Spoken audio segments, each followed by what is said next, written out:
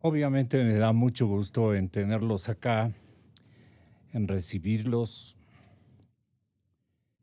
Ha sido una mañana intensa,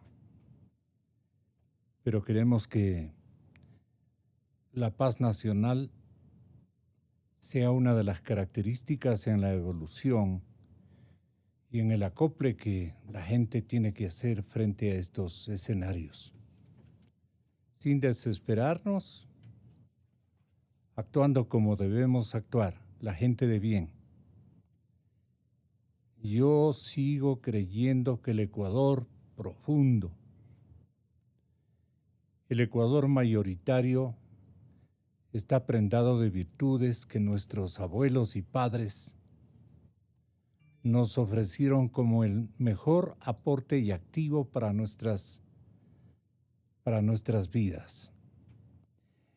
Me honro en presentar al viceministro de Minas, con quien hemos estado en determinados tiempos hablando de la minería, una causal de un éxito rotundo en materia económica para nuestro país si sabemos hacerlo, si negociamos con ética y compasión por el país, por la gente pobre. El ingeniero René Ayala es el presidente de la Asociación de Ingenieros de Minería de Ecuador. Y entonces con los dos representantes del gobierno y de los actores que denotan destrezas y preparación técnica, científica, para indicarnos el real camino por donde debe cruzar este boom minero, que tenemos que no desperdiciarlo como lo hicimos con el petrolero. Incluso en este segundo boom, acabamos de malgastar el dinero, de robárselo.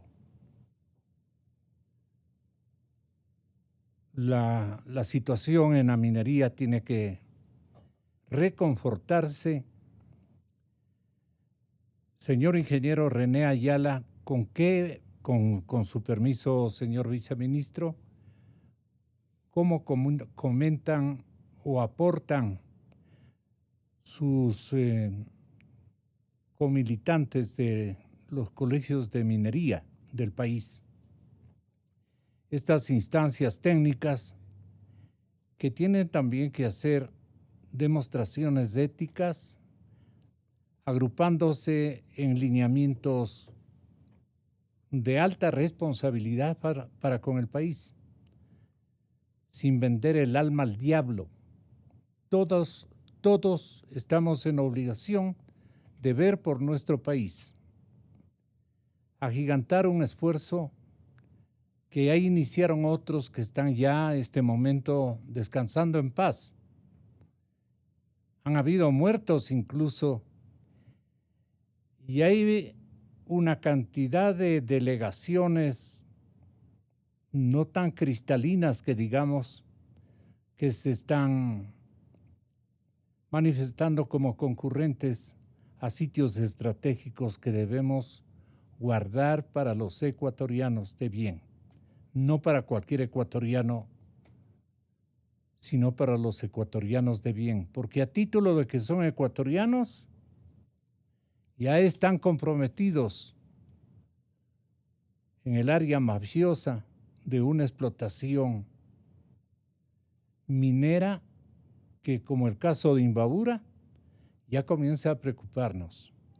Y allí la confianza debemos depositar en el señor ministro de la Defensa Nacional, en nadie más. Ese ministro tiene que salvarnos de la situación con una carga de exhortos de parte de la Fiscalía General del Estado. No solo exhortos, sino un ejercicio pragmático de velar y cuidar por esos territorios que ya comienzan a ser invadidos por propios y extraños. Propios en el sentido de que vienen desde el Oro, vienen del Guayas, vienen desde Loja, vienen de sectores también mineros, ya un poco decadentes, pero que tienen malas prácticas y malas experiencias. Tenemos que defender, como hizo el presidente Roldós, esa gran cordillera. Ahí nos empleamos todos los periodistas ecuatorianos, acompañamos a ese héroe nacional como fue Roldós, y peleó precisamente por esa cordillera. ¿Qué opinan ustedes? ¿En qué momento estamos? Señor ingeniero René Ayala, presidente de la Asociación de Ingenieros Mineros de nuestro país. Bueno, muy buenos días, Gonzalo. Muchas gracias para la Asociación de Ingenieros de Minas del Ecuador.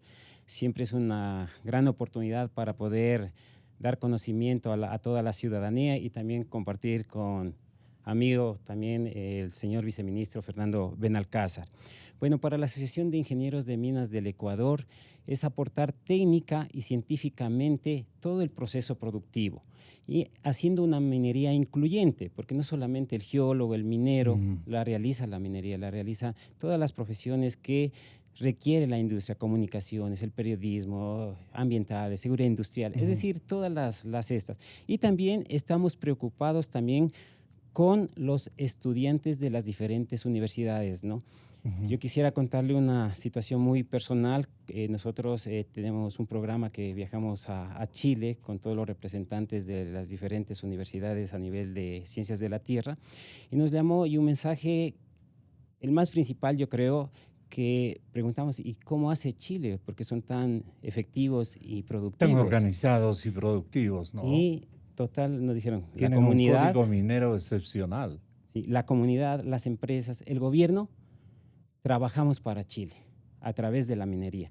Y ese es el mensaje que queremos dejar y impulsar como Asociación de Ingenieros de Minas del Ecuador. Asimilar a que trabajar para el Ecuador a través de la minería. Fantástico. Y no podemos desaprovechar esta gran oportunidad. ¿Cuáles son los peligros que encierra ese buen deseo? Yo creo que hoy estamos en otra época, tenemos ya una política minera que la ha hecho con gran esfuerzo el Ministerio de Recursos Naturales y también está apalancada desde la más alta autoridad. Entonces, si nosotros tenemos una política, tenemos el camino a seguir. Entonces hay que irla fortaleciendo estos puntos que ya lo ha de explicar el señor ministro, por decir, el Plan Nacional de Desarrollo Minero, incluyendo todos los puntos súper importantes que tiene estos 6 ejes, esta política minera. Tenemos la suerte de contar con un Carlos Pérez, personaje confiable desde todo punto de vista, o los ingenieros mineros tienen otro concepto de él, distinto. Nosotros creemos que el señor ministro Carlos Pérez ha hecho un trabajo súper importante a través de Fernando, un trabajo de hormiga, porque al final y al cabo todo ese trabajo se ve plasmado en los indicadores. Tenemos ya una política, hemos ganado ante la Corte explicando la parte legal, técnica, científica. Entonces, esos son los resultados que uno espera y lo alienta a uno a seguir apoyando esa gestión. Mientras estamos adjuntando unas imágenes de nuestro potencial minero, indistintamente, pero son nuestros empeños las que se grafican en esas tomas. Me siento muy orgulloso de lo que hemos hecho hasta este momento. Y creo que ahí va a haber una recompensa. El cambio rotundo de la economía ecuatoriana en favor de la gente más menesterosa, de los pueblos que han esperado por años, yo diría por centurias, una equidad y una ayuda estatal vigorosa, por lo menos en sus respectivas infraestructuras, tanto para trabajar como para vivir.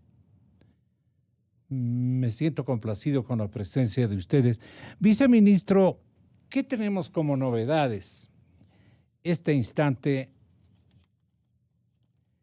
en una ventana que se nos ha abierto de pronto con mayor amplitud, con mayor claridad. Los objetivos los hemos detectado, están allí, las fortalezas están siendo investigadas y han terminado esa fase y ya podemos iniciar una segunda.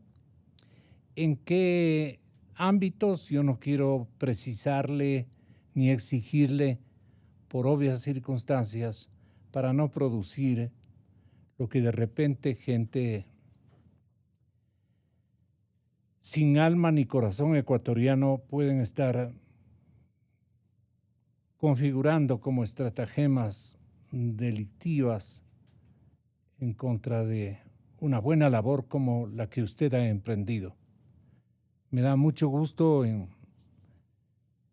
en saludar todo lo que yo he conocido, ustedes están realizando, Fernando, en la actividad minera. La Corte Constitucional va a dar paso a una consulta sobre minería. No es necesario, han dicho. Esta partecita legal y constitucional, si vale la pena que la esclarezcamos para conocimiento de la ciudadanía con criterio que nos está escuchando en este momento. Viceministro, bienvenido una vez más a la cadena Democracia. Buenos días, Gonzalo. Para mí siempre es un privilegio visitarle en su estudio. Gracias por la invitación, gracias por la pregunta. Creo que es importante destacar que el jueves pasado la Corte Constitucional, que sí tiene 9 jueces, a diferencia de la Corte Constitucional de 0 jueces, que en febrero, por efecto de la ley, decidieron dar por sentada una pregunta que llevó a una consulta local. En este caso, crean un precedente para mí muy importante, algo muy positivo para la industria minera del país y para el futuro de los ecuatorianos, de esos 17 millones. Y es claramente establecer, resolver de forma unánime, eso es muy importante, que la consulta de la manera presentada por este señor que decía representar los intereses de una zona y que lamentablemente no tenía sino antecedentes judiciales por minería ilegal en la misma zona y que está siendo investigado en la Fiscalía General del Estado. ¿A quién se refiere? Al señor que presentó la propuesta, el señor Meneses, y decía que él representaba. Documentadamente, él tiene 3 casos todavía en la justicia, en fase de indagación, por precisamente actividades de minería ilegal en el sector. Y cuando ellos hacen como Corte Constitucional el análisis del cumplimiento del contenido, de la forma de la pregunta, y llegan a la conclusión que ni siquiera arranca con lo más básico y por ende no es aceptable, y la rechazan, pone, en mi opinión, en perspectiva que ya no es lo que sucedía antes, que se podía formular cualquier consulta, cualquier pregunta, y simple y llanamente se esperaba proceder. Hoy día, la oportunidad de cualquier consulta podría quedar abierta, sí, pero debe cumplir con todo el requisito de la Constitución y el requisito de la ley a través de la Corte Constitucional. Para mí esto es lo más importante, es un mensaje muy positivo porque simple y llanamente, al haber tomado esa decisión y de manera unánime, crean un precedente, que no había un precedente desde el punto de vista legal constitucional. El país ve en eso, a través de los inversionistas que ya están en el Ecuador y confían, como una gran oportunidad de continuar ese proceso, como usted lo dijo, de crecimiento hacia el pilar, hacia el eje futuro económico del Ecuador, que será la minería bien manejada.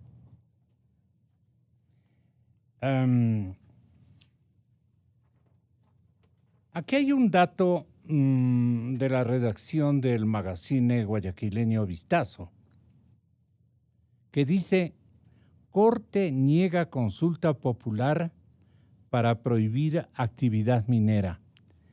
¿Qué sobrecarga de desaliento o de aliento le otorga esta novedad a usted, ingeniero presidente? Bueno, yo creo que como resultado quisiera más hacer un análisis positivo de esto.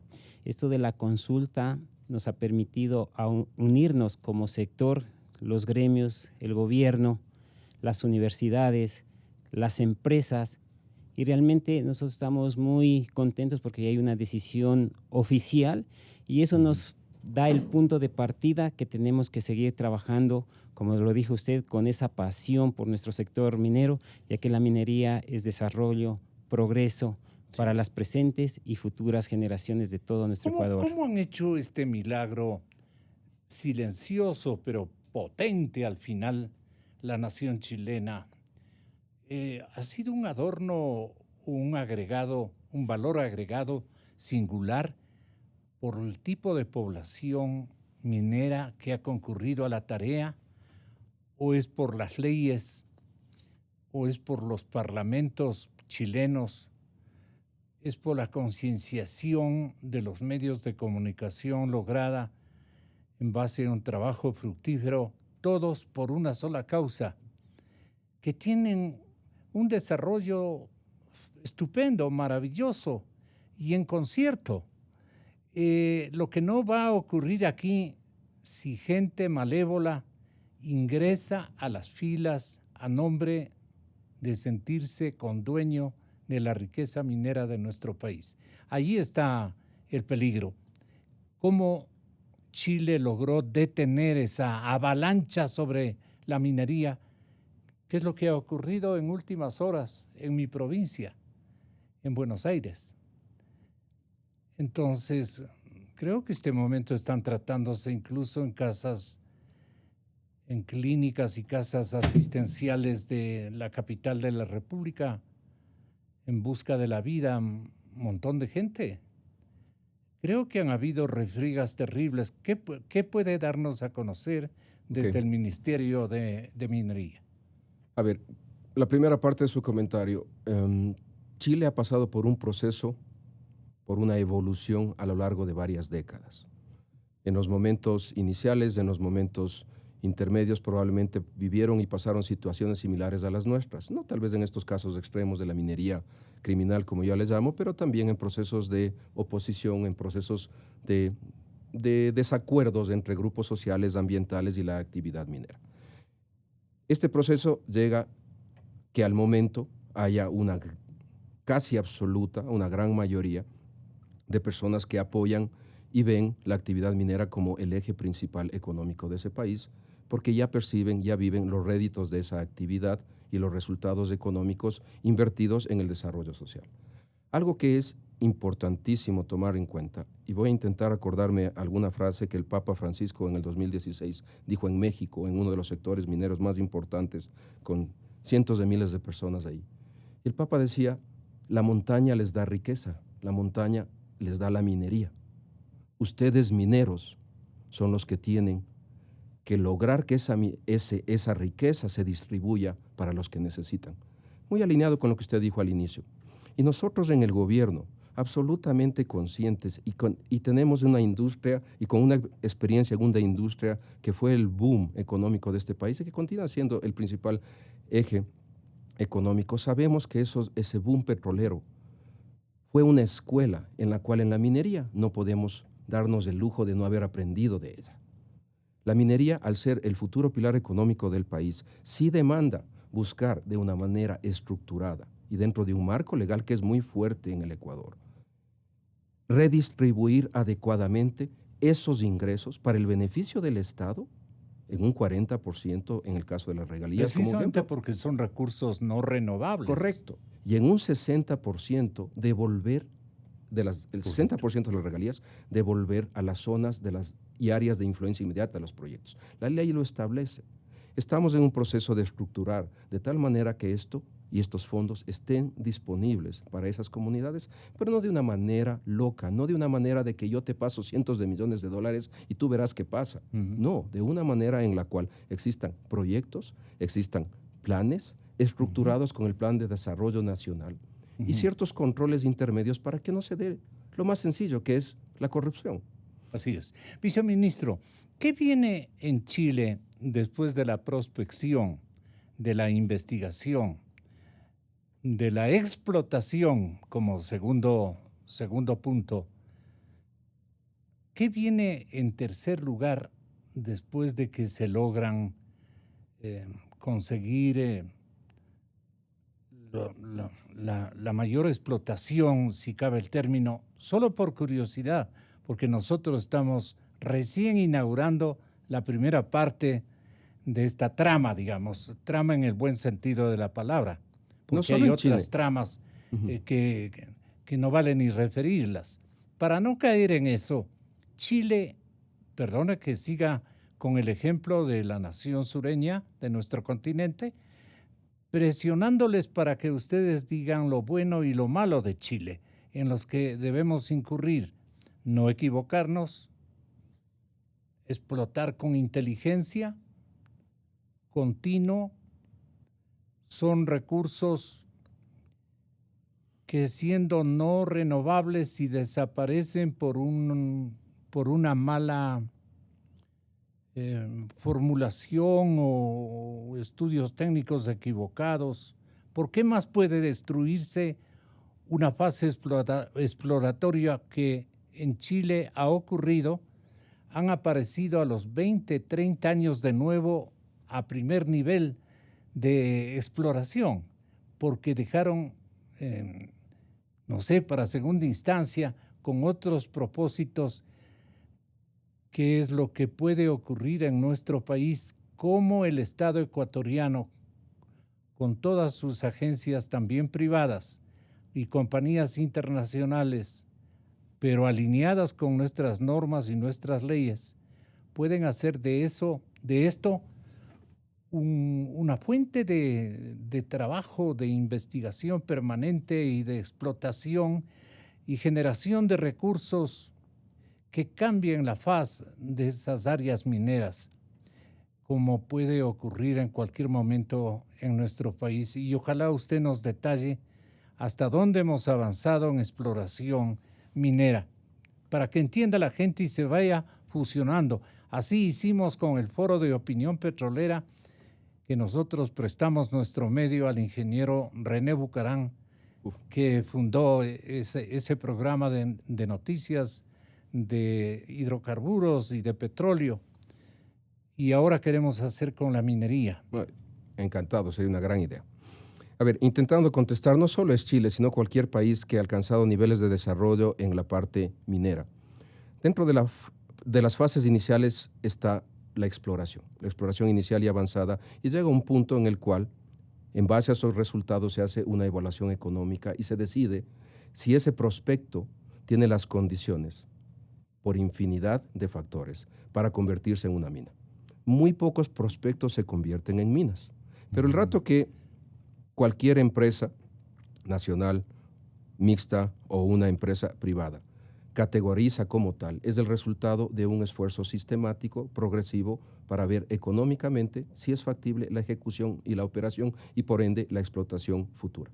Cuando se da la explotación futura y se toma esa decisión, pasan periodos de hasta 4 o 5 años para la construcción de la mina y por ende entrar a ver los primeros réditos. Le doy un ejemplo. En Ecuador vamos a ver los primeros réditos de la minería de cobre y la minería de oro a gran escala en los próximos meses. Pero han sido procesos constructivos de 4 o 5 años. Y solo ahí es que comienza a producir esos ingresos para el Estado.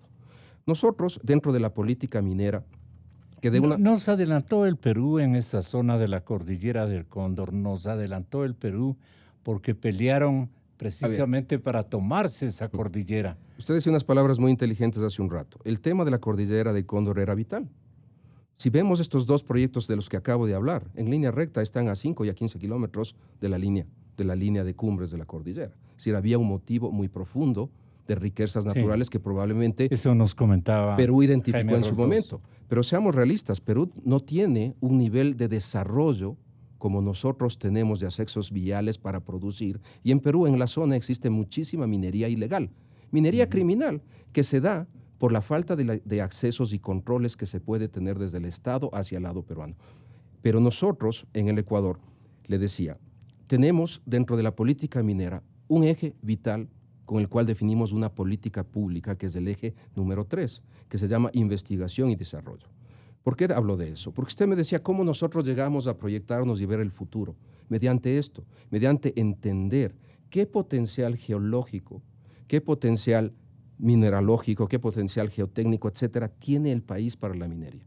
Y en eso nosotros, al momento, adquirimos información a través de los recursos que invertimos con el Instituto de Investigación Geológica y de Energía, que es adscrito a nuestro ministerio, y también de la información que las empresas, tenemos una gran cantidad de empresas bastante estructuradas y de clase mundial que hacen esa exploración al momento en el país. La información que ellos van generando sirve de base para que nosotros como Estado vamos entendiendo y considerando todos los bemoles y los puntos claves de ese potencial minero. El haber definido en una proyección 2019-2030 dentro de la política minera este eje, busca exactamente eso, buscar crecer juntos, sea con el sector privado, sea con cooperación país a país, sea directamente con el Estado, en ese conocimiento. Y ese conocimiento es que nos va a permitir a nosotros proyectarnos, como hace Chile, a 50 años, como hace Perú a 30 años. Ecuador pretendemos proyectarnos a los próximos 20 años, definitivamente. Pero con respeto ambiental. No nos olvidemos que la política nuestra también establece e introduce un eje que no existía. Este eje se llama sostenibilidad ambiental y sostenibilidad social. ¿No existía, dice? No, no teníamos dentro de una política anterior a un nivel de detalle como la que nosotros hemos lanzado en nuestra política revisada. Eso es vital por dos factores. Hay que ver la sostenibilidad hacia el futuro. ¿De qué nos sirve tener un proyecto criminal ilegal en donde se utiliza cianuro, en donde se contamina todos los cuerpos de agua, donde se viola todos los derechos de las personas, como el ejemplo que usted dio al inicio? Lo que puede pasar en Buenos Aires. Lo que pasa en Buenos Aires. Está pasando. No, lo que pasa en Buenos Aires, el ejemplo que usted dio al inicio. ¿De qué nos sirve eso como país? Como Estado nosotros no tenemos ninguna regulación, ningún Buenos control. Aires de Imbabura para los que me están escuchando por primera ocasión. Entonces nosotros, al tener esto claramente definido, buscamos que la minería con responsabilidad, la que trae los mejores estándares, las mejores prácticas de ingeniería, las mejores prácticas aceptadas mundial e internacionalmente en temas sociales y ambientales, se ejecute en el país. Es lo que estamos haciendo en los proyectos de gran escala, hasta el prospecto futuro que se convertirá en una mina, el de Cascabel. ¿Y ese asunto de regulaciones y control, señor ingeniero, para que nos demos una mano? Bueno, regulación y controles. Sí, aquí, esto es clave, ¿no? Sí, aquí juega un papel importante de todos. Es un compromiso de la comunidad, de los gremios profesionales, de las universidades, del gobierno. Tenemos que impulsar para si falla el sector que va a realizar explotación a mansalva, a lo bruto, como está ocurriendo en Buenos Aires. Sí, yo quiero... ¿Cuál es el escenario que podría ocasionar, digamos, una práctica de esta naturaleza? Sí, yo quiero especificar que lo de Buenos Aires no es una minería técnica, legal, es una minería ilegal, que no tiene... ¿Cómo decir? Artesanal. No. ¿No? Nosotros tenemos, de acuerdo a la ley de minería, el minerio artesanal, que es de subsistencia, y él adquiere los derechos como cualesquier mediano, pequeño o grande, y se sujeta a la normativa. El ilegal vuelta es el que invade, por decirle un ejemplo, ¿no? De pronto alguien le invade su casa. Usted pelea y la autoridad no le ayuda. Y al final después lo que está pasando le dice, vea, ahora usted tiene que hacerme parte de las escrituras de su casa, ¿quién lo invadió?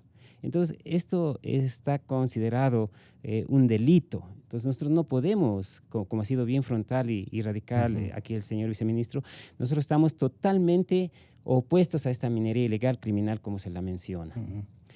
Otra parte fundamental de esto... Pero ¿qué está ocurriendo? Tomémosle como una especie de escuela de enseñanza, mala escuela, desde luego, a la de Buenos Aires. ¿Qué es lo que hay que evitar en otras latitudes donde ya tenemos nosotros empeños muy bien canalizados?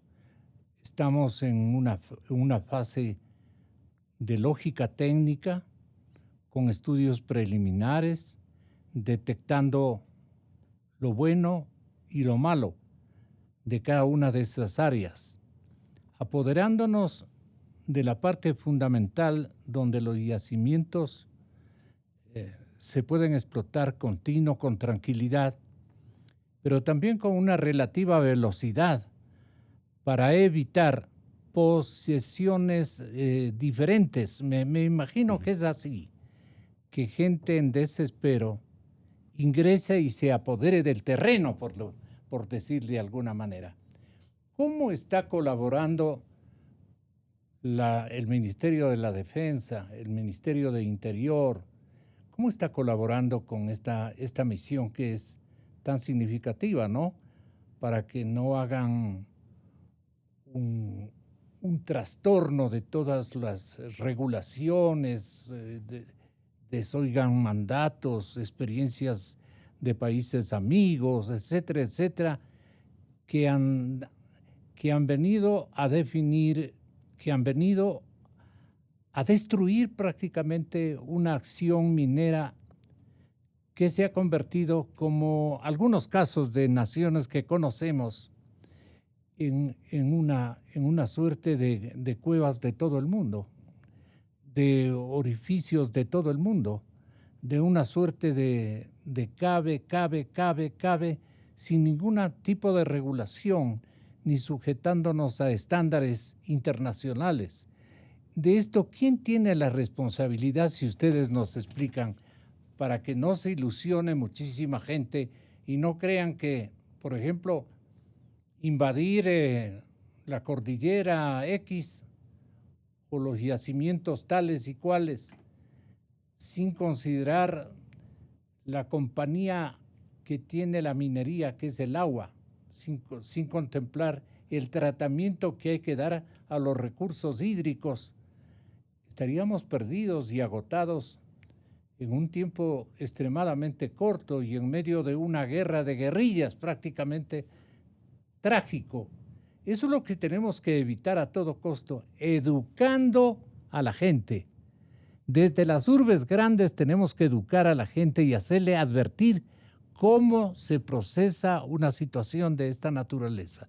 Yo no tengo las palabras adecuadas mientras no entienda bien el tema. Me estoy ilustrando al punto que estoy en próximos días viajando donde unos colegas en la nación chilena tienen el programa Código Minero, que se irradia a través del canal 24 horas de Santiago de Chile.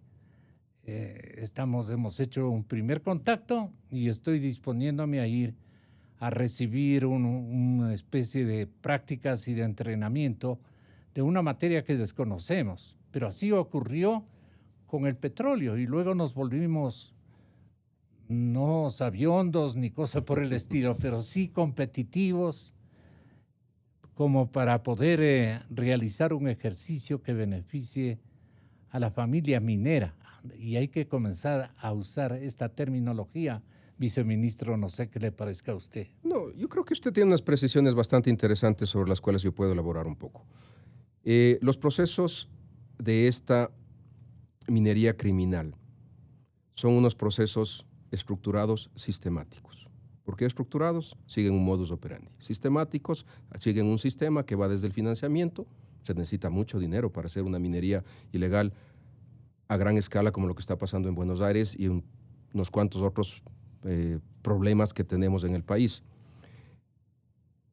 Las empresas adjudicatarias, concesionarias, a través de procesos de subasta, recibieron en el 2016-2017 ciertas concesiones. En este caso, puntualmente es la concesión INVA 2, INVA de Imbabura. INVA 2, en donde una empresa de origen australiano fue concesionaria y comprometió para los próximos 4 años ingentes cantidades de inversión para hacer esa exploración. Cuando las empresas inician los procesos de exploración y comienzan a tener resultados interesantes, hay gente, empleados de esas empresas o subcontratistas de esas empresas, que puede, de hecho, compartir esa información violando la confidencialidad de los intereses de la empresa. Ese es un primer paso que se da para grupos que están atrás, interesados por saber la ubicación de aquellas vetas superficiales, aquellas que son fáciles de llegar desde el terreno, bajar 30, 40, 50 metros y proceder a explotar prácticamente en la veta mismo del material riquísimo, en este caso oro. Y es por eso que se llega a ver Perdón, ¿en oro hay vetas visibles también? Sí, en la parte superficial y en la formación hacia abajo. Inclusive en el caso de Buenos Aires. Es ¿no? lo que sucede, Claro. exactamente. Y eso es lo que también pasa en Río Blanco. En Río Blanco, la misma manera sistemática, la empresa acabó de invertir tantos cientos de millones, decenas de millones, y asimismo, sobre pretexto de cuidar el recurso agua, se bloqueó, se entraron por mecanismos legales, no importa el mecanismo que se utilice. O puede ser algo legal, vamos a una corte, llegamos a una corte constitucional hasta que se decida, y en paralelo, aquellas personas que cuidan el agua, en el caso de Río Blanco, insisto, en Junefield, permiten el acceso a mineros ilegales para hacer actividades de verificación, prospección, sacar muestras de esas vetas. El 22 de abril, la empresa oficialmente denunció y judicializó el caso ante el Ministerio y ante la Justicia, porque se supone que está parado el proyecto por temas legales, pero sí pudieron entrar a hacer verificaciones. Una vez que se hacen esas verificaciones, extrapolando de nuevo al caso de Buenos Aires, ya se identifica la veta y ahí es cuando, de una manera rápida, efectiva, se inyectan los recursos para movilizar 1,000, 2,000 personas, lo cual es muy difícil para el Estado o el gobierno de turno controlar una movilización de 1,000, 2,000 personas. Llegan, toman posesión y termina un proceso de varios meses que conlleva las situaciones en donde la pugna de poder, inclusive, como usted lo describía hace un minuto, lleva con enfrentamientos. Y todo es porque hay una gran cantidad de dinero involucrado. Ese dinero, la minería ilegal, le significa 0 ingresos al Estado ecuatoriano. Gran daño ambiental, y no me gusta usar la palabra pasivos, pero es un legado de pasivos o de daños ambientales que cuando se acabe la explotación ilegal de esa mina, si es que no tomamos acciones formales para interrumpir y retomar el control, simple y llanamente el Estado tendrá que también limpiar y manejar eso tarde o temprano. Entonces, ¿qué es lo que ha hecho el gobierno, la administración actual? Nosotros contamos con el... Pero, perdone, esa infiltración me deja pensando de gente que no está preparada para ya establecer un enfrentamiento al escenario a través de prospección, como en el caso del petróleo. Aquí hay petróleo. Allí también hay vetas de oro, de cobre, calculan los tiempos que podrían durar las explotaciones, el nivel de riqueza que encierran esas montañas, etcétera, etcétera. En ese caso, aflora una sensación de que vamos a buscar el oro. Están a disposición de todos, porque esto es si lo ponemos en una frase demagógica, esto es de todos los ecuatorianos, es un patrimonio de todos y todos tenemos derecho. Esta parte, ¿cómo hay que controlar y neutralizar esta búsqueda de vetas de una manera desorganizada, pues de una manera hasta abusiva, diría yo, sobre reglamentos que deben estar en los códigos mineros ya establecidos? Esto nos podría explicar, sí, precisamente esto está totalmente fuera de la ley. El Código Orgánico Integral Penal sanciona y tipifica justamente la actividad minera ilegal. Cuando una persona se abre y pasa información, porque no hay otra explicación, en este modus operandi que nosotros tenemos identificado, tiene que haber trabajado en las fases exploratorias, sea para la empresa que hizo las perforaciones, sea la empresa que hizo la interpretación, sea la empresa que está trabajando en los modelos, etcétera, porque no se puede de la noche a la mañana. Crucemos la calle, nosotros nos vamos al Ruco Pichincha y aquí comencemos a hacer perforación. No es así. Alguien ya identificó dónde hay las condiciones ideales para esto y se vendió esa información, se filtró esa información. No lo hacen por buenas gentes, lo hacen porque alguien está comprando esa información. Y esto ha pasado en estos proyectos, está pasando, como le decía, en Río Blanco, ha pasado también en proyectos de oro aluvial, donde los concesionarios se ven enfrentando situaciones de invasiones.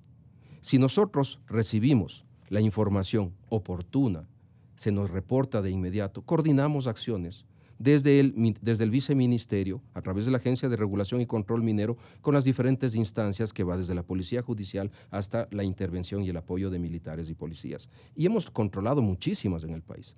Buenos Aires, lamentablemente, salió de las manos porque el control no llegó en el momento más oportuno, pero eso no quiere decir que el Estado no está tomando acciones. Será cuestión de unos pocos días más para tomar una acción conjunta, coordinada a través de la SECMI, que es la Comisión Especial para el Control de la Minería, entidad que la preside y la lidera el Ministerio del Interior conjuntamente con el Ministerio de Defensa y otros ministerios más. Porque esto es una lacra para el país. Y como usted decía, los intereses que hay son tan grandes en la zona que usemos el ejemplo de la consulta que se quiso hacer. Aquí le preparé esto para que usted lo vea, mi estimado Gonzalo. Lo que está en negro son los cuatro Claro. Parroquias, los 3 cantones en los cuales no se quería evitar la minería legal. Pero fíjese la cercanía del punto rojo, Buenos Aires, y el polígono en color tomate El proyecto es Cascabel. el proyecto Cascabel, que es uno de los grandes proyectos futuros del Ecuador. Eso no era una coincidencia. Era evitar la presencia del Estado, si es que tenían éxito con esa consulta, y hacer lo mismo que han hecho en Buenos Aires, O sea, ser reyes en comenzó su propio siendo reino. una minería ilegal Buenos Aires. No, comenzó siendo una minería legal concesionada a una empresa australiana que tiene la concesión INVA 2. Ellos hicieron trabajos de exploración, ellos estuvieron trabajando normal y regularmente hasta que un buen día se invadió su concesión. Entonces ahí ellos, obviamente, el mecanismo legal del contrato les permite a ellos declarar una fuerza mayor ¿Cuál y es decir, el prototipo de los invasores? ¿De quién se dejan hay que hacer un liderar? análisis, yo creo, en el caso de Buenos Aires, un caso muy especial. Tenemos que ver el contexto global. A finales del 2017, comienzos del 2018, se desplaza muchísima gente desde el extremo sur del país, desde la provincia del Oro y de la provincia de Zamora Chinchipe, cuando en Zaruma se cierra y se declara en emergencia la actividad minera. Siendo realistas, miles de personas se quedaron sin trabajo. Y esas personas estuvieron Terminó la listas. beta, se acabó la beta. No, fue porque se cerró. Recordará usted que Sí. hubo el hundimiento de una De una escuela en medio. población. Exacto. Entonces se cerró y se tomaron acciones. Se declaró un estado de excepción para manejar la situación, etcétera. Y toda esta gente se quedó sin trabajo. Muchos de ellos Se desplazaron a Imbabura. supieron Yacachi. de esta potencial actividad minera convocados por alguien. No es que de la noche a la mañana Claro. usted y yo estamos aquí sentados en Quito y mañana Claro. aparecemos en Nueva York trabajando. Alguien tiene que decirnos, señores, en tal lugar, en tal región hay un prospecto, vengan, yo les facilito el transporte. Todos esos son los síntomas a los que yo me refiero, que sistemática y programadamente hay gente arriba con mucho dinero Entiendo cómo se que produjo. facilita. Entonces llegaron primero 2,000 personas a una población de 400 familias, que era Buenos Aires, la tipo, usted conoce la zona igual que yo, un pueblito de nuestra provincia, de Una nuestra parroquia, zona, en sí. donde nosotros íbamos, pasábamos, rural, veíamos estas muy montañas pequeñita. preciosas. Seguro que usted caminó por ahí, seguro que Sí. usted intentó hacer las cumbres como yo lo hice, 50 años, 40 años atrás, 30 años atrás. ¿Qué pasa ahí? De este pueblito se transforma en un boom en donde comienza a llegar gente. Y van directo al sitio. Es como verle al ruco Pichincha, al guagua Pichincha. Usted sabe en qué sitio tiene A que ir. raspar. A eso es lo que vamos. Son esos síntomas que indican cómo funciona el modus operandi. Entraron, tomaron control y han pasado prácticamente ya un año y poquito del problema que tenemos. Y se convierten ellos en concesionarios. No, Porque han no, estado- no. Hay una frase que me encantó del ingeniero que nos acompaña. Me encantó la comparación que él hizo. Es como que usted tiene su casa que le costó tanto esfuerzo para comprar y tiene sus escrituras. Esa es la concesión que le dimos a una empresa que invirtió, que ganó un proceso y se comprometió a poner tantos millones de dólares en exploración para definir si es que hay un prospecto a convertirse en mina. Sus escrituras, concesión, similar, paralelo. Se meten a su jardín y le dicen que en su jardín hay algo, me interesa, quiero dañarle su jardín, comienzo a perforarle y le dicen, señor, yo también quiero ser parte de su casa y le exijo que me dé usted mis derechos en su escritura. Eso es completamente ilegal y la posición del gobierno, que ha sido una posición muy clara y transparente, inequívoca, no vamos a dar legalización alguna de esas escrituras, de esa concesión que se dio legalmente a una empresa, a los señores que quieren, después de haber estado fuera de la ley y después de estar un año abusando, robando y lucrando, que quieren que se les dé un pedacito de esas escrituras. Eso no va a pasar. Y me gustó la comparación que hizo porque es así. El derecho que usted tiene, bien logrado, no puede estando fuera de la ley, exigirse al Estado que le reconozca a usted como nuevo concesionario. Imposible, imposible. Parte de la solución en estos casos es buscar la manera estructurada de que invasiones como estas no se den. Y ahí el rol de la empresa es muy interesante. Doy el mismo ejemplo de Cascabel. La misma empresa hacia el norte tiene una concesión minera. Usted recordará, en la prensa cubrieron Cielito. Cielito es un prospecto donde quisieron hacer lo mismo. La empresa pidió el apoyo del Estado, trabajamos juntos, buscamos la manera de estructurar una planeación a largo plazo, intervino el Estado, procedimos a despejar esos invasores iniciales que llegaron a la zona y la empresa ha adquirido la operación, el control de la operación en sus actividades. El señor presidente de la República, me refiero a Lenín Moreno, ustedes recordarán que en el informe a la Nación afirmó que seguiremos tomando decisiones responsables sobre la minería en Ecuador. Dijo el presidente: en agosto venidero el Ejecutivo entregará el mapa minero, con el cual se busca diferenciar con exactitud las zonas donde se podrá desarrollar la actividad y otras donde se quedará. Igualmente dejó un mensaje a quienes se oponen a estas labores y dijo: quiero hacer un llamado especial a propósito de este tema. Como Estado, tenemos compromisos adquiridos. Esto tiene que entender la gente.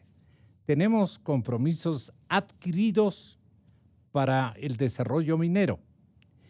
Y hay voces que sugieren revisarlos y renunciar a ellos y renunciar a ellos. Tenga la bondad. Como Estado tenemos compromisos adquiridos para el desarrollo minero y hay voces que sugieren revisarlos y renunciar a ellos. Están en su derecho. Es indispensable discutir cómo asumiremos las obligaciones que se deriven de posibles incumplimientos de esos compromisos. Por eso hago un respetuoso pedido a la Corte Constitucional. Si autoriza cualquier mecanismo que implique el incumplimiento, que tarde o temprano nos va a obligar a pagar una indemnización, le pido que también invite al pueblo a decidir de dónde saldrán los recursos y cuáles serán las fuentes de financiamiento que reemplazarían los ingresos a los que debamos renunciar. Obviamente los aplausos resonaron porque se merecían. Ese es el respeto. Porque si no respetamos los convenios, los acuerdos y las inversiones, entonces el viejo oeste se viene. El viejo oeste se encendió por esto. Entonces tenemos que tener mucho cuidado. No sé qué opinen los señores ingenieros mineros. Sí, como repito, tenemos ya la herramienta que es la política minera, que es el compromiso de la más alta autoridad, y esa es ejercida a través de... ¿Qué necesita la política minera? ¿Agregar algún escenario que no fue visitado en la planificación de lo que han regulado, de lo que ya tienen listo para ofrecerle a quien quiere invertir su dinero en una acción de prospección minera en cualquiera de las instancias y geografía ecuatorianos? Pero lo único que le van a decir, pues me van a respetar estas reglas de juego con la cual estoy concesionando esta parte donde yo tengo estudios preliminares que me dicen que aquí, por decir algo, refiriéndome a la gran mina del Cascabel, yo tengo seguridad de que voy a encontrar vetas significativas de este mineral y de este otro mineral, que están casi adjuntas. Es un manantial minero impresionante, por decir como que fuera agua, y no es agua. Esto que nos haga con didáctica la bondad de explicarnos, ingeniero. Bueno, el caso de Buenos Aires son vetas, ¿no? El caso de Cascabel es otro tipo de yacimiento, es un pórfido profundo que está... ¿Cuál es la diferencia? La diferencia es que es una masa que tiene diferentes concentraciones. Eso ¿no? le digo, sí. El otro es una veta como una rodaja de queso. Sí, ese, para que me entienda en esas palabras. Sí, claro, no, perfecto. Por eso le dije. Sí, entonces acá en Buenos Aires es como que se están comiendo el queso. Pero en el otro caso, pues usted tiene todo un pastel donde encuentra diseminados, o sea, en puntitos, las concentraciones de cobre, oro y plata. Pero aquí hay una gran diferencia, que una veta es sumamente rica, hablamos de 50, 60, dicen hasta 500 gramos por tonelada de oro. Pues acá son de 1.6, o sea, es mucho menor la ley del mineral. Entonces es sumamente importante y por eso es que creo que hay una gran ventaja del proyecto Cascabel, primero que es un yacimiento profundo, lo integran empresas que son socios de esos que tienen una experiencia enorme en yacimientos profundos, estamos hablando de 1.700 metros para poder recuperar este mineral y poderlo procesar. Entonces esto es sumamente importante, diferenciar los diferentes tipos de yacimiento. Y para encontrar un yacimiento se hace mucha investigación. O sea, yo creo que el sector minero es el sector que más se hace investigación, tanto en flora, en fauna, es todo eso. Y también en el mineral, ¿no? Para establecer la reserva, porque de pronto usted encuentra el mineral, pero no es rentable. O sea, en su estudio de factibilidad o prefactibilidad ya le dice, ve, esto no te conviene, está demasiado profundo, no te da las leyes, no te da la tecnología, y por eso a veces quedan ahí en stand-by estos proyectos hasta que de pronto el precio del mineral se incrementa y puede ser rentable ya con esos nuevos parámetros económicos. Quiero felicitarle también que va a visitar a Chile. Yo creo que esa es la profesionalización, ¿no? Yo creo que ese es un gran trabajo de nuestra asociación, de la academia conjuntamente, para que se profesionalicen, ¿no? Los periodistas aprendan la parte minera. Es decir, a eso estamos hablando de la inclusión, ¿no? Le comento, nosotros como profesionales nos hemos venido yo estoy 2 años ya en la asociación, hemos venido trabajando de una manera sumamente fuerte y me han invitado este día 26 y 27 y 28, voy a estar también en una cumbre de investigación e innovación de minería y voy a estar de panelista, ¿no? Voy a compartir con el viceministro de Paraguay, voy a compartir con el presidente, y es una chica, ¿no? La presidenta de la Red de Ingenieros de Chile, es decir, todas las ingenierías ella va a participar, y también con la parte de la Fundación Chile, que son los expertos. Y por parte de Ecuador, que es un orgullo para nosotros porque hemos logrado internacionalizarnos y de demostrar que el talento humano ecuatoriano es el mejor. ¿Sí, no? Y yo también, como le dije, son resultados, ¿no? Recién nuestro viceministro estuvo en Francia también en una especie, y ahí estamos los ecuatorianos por esa pasión que sentimos por la minería. Qué bueno, me contento mucho. Se me terminó el tiempo por esta vez, viceministro. Seguimos en deuda. Mi cliente. Seguimos en deuda. Usted me llama, aquí estoy. Sí. Gracias, viceministro. No, a usted Muchas gracias, ingeniero, porque estamos buscando siempre en democracia la verdad. Las mejores voces de la verdad. No podemos renunciar a la política expansiva Voces de la verdad.